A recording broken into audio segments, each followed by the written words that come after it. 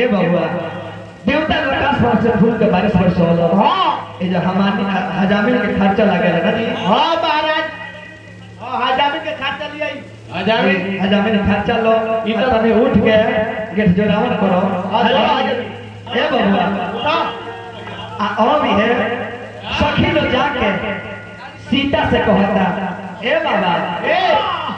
सखी लो जाके सीता से कहता सखी से कहता कि सीता अब का सोचले बारू ऐसन सुभर दारा मदन मिलल बा ऐसन सुभर धनुषा दूर दे हमें। अरे का कहतरी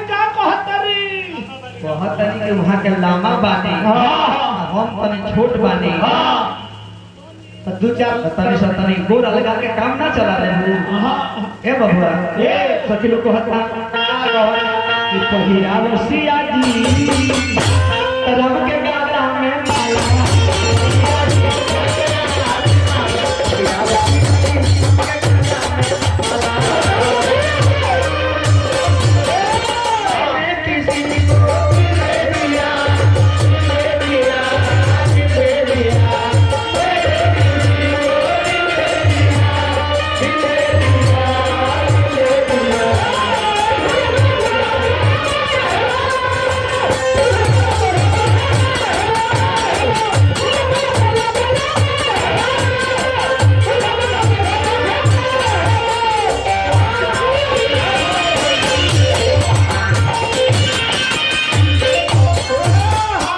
सखी लोग कहता गाना में माता डाली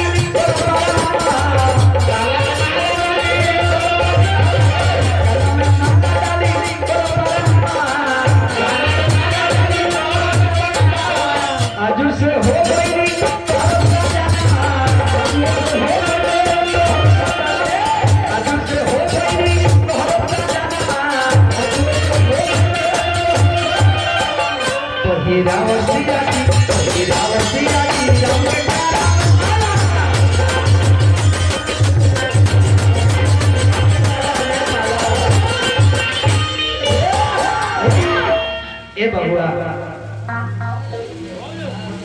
ए बबुआ इन्हें सकिलो जाके सीता से कहल इन्हें सीता जी बड़ी 6 बरस के भगवान वाली 15 बरस के। हाजी सीता जी माला डाले सकत नहीं थे। जनकपुर के सखी लोग कहता का खुड़ खुड़ कोई तो बात हां पूरा मूस खा दिया वो मेरा सुन पसंद। हां तो हर तरीका अरे खुश भी है कि जोनी ऐसे सीरा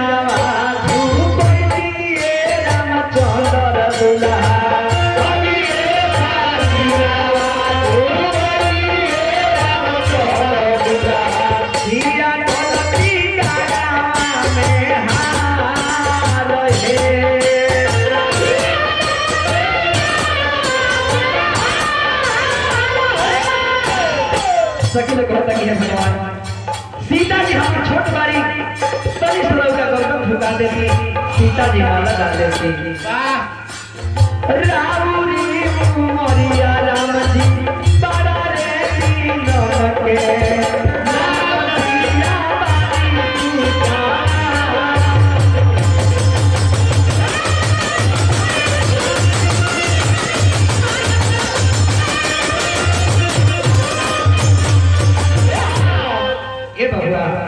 सखी लोग निहोरा पड़ी है। सखी लोग का सरकार और उम्र बड़ी ज्यादा बा सीता हमारा छोट बाड़ी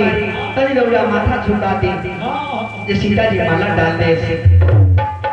चिंता कोई लगा बात नहीं है ध्यान देवे थोड़ा। हां ए बाबा अभी है बात सुन के लक्ष्मण जी लखन लाल का कहिए ए धरती पे अंगूठा से दबने आजा के राम को पकड़ बने के बा भैया बा भैया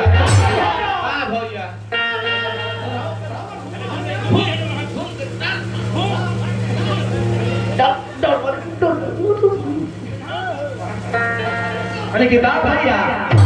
भैया बा भैया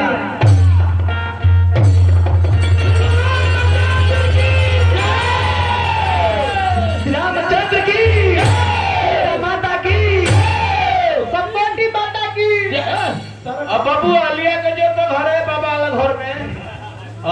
गोड़ो ला के आओ अजमीन ओ अजमीन ए बाबा ए लेका सीजन के पैसा ले लेता रहो अजमीन ले लेता ए बाबा अब ये जयमाल भइल बा लखन लाल है राम जी के गोड़ पर गिरल बानी हां एने सीता जी जयमाल राम जानी अरे वालो जाके हवन कुंड के तनी आई परिक्रमा करके फिर स्टेज पर आए आराम आराम से जाए धीरे धीरे लाए लाए लाए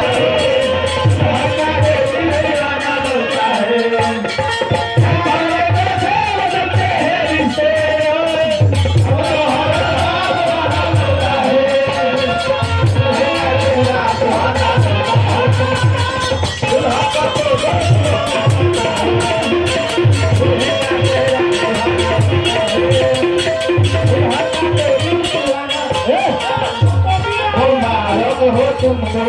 सारी तुम्हारी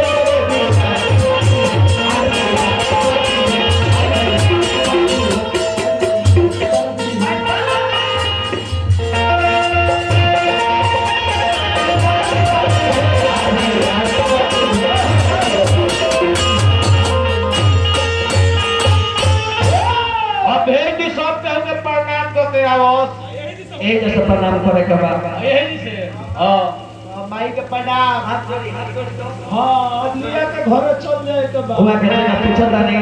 अब हम लेके जाई जना हाँ मम्मी के प्रणाम अब से बोली हाँ मम्मी के प्रणाम मम्मी को प्रणाम बाबूजी के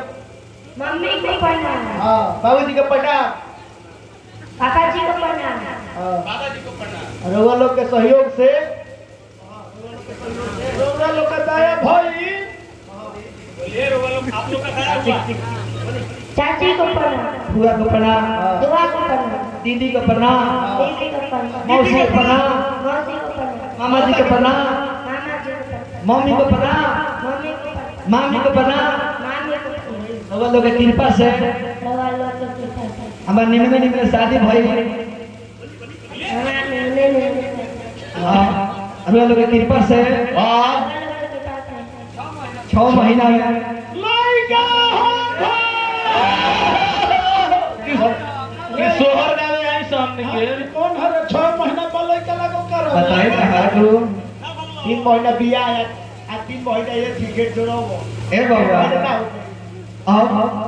हां शादी संपन्न भई अब लेके जा घरे लेके जा घरे बात जा बाबा वाला घर में रउआ यहीं पे बैठे फिर और सीन आई तुरंत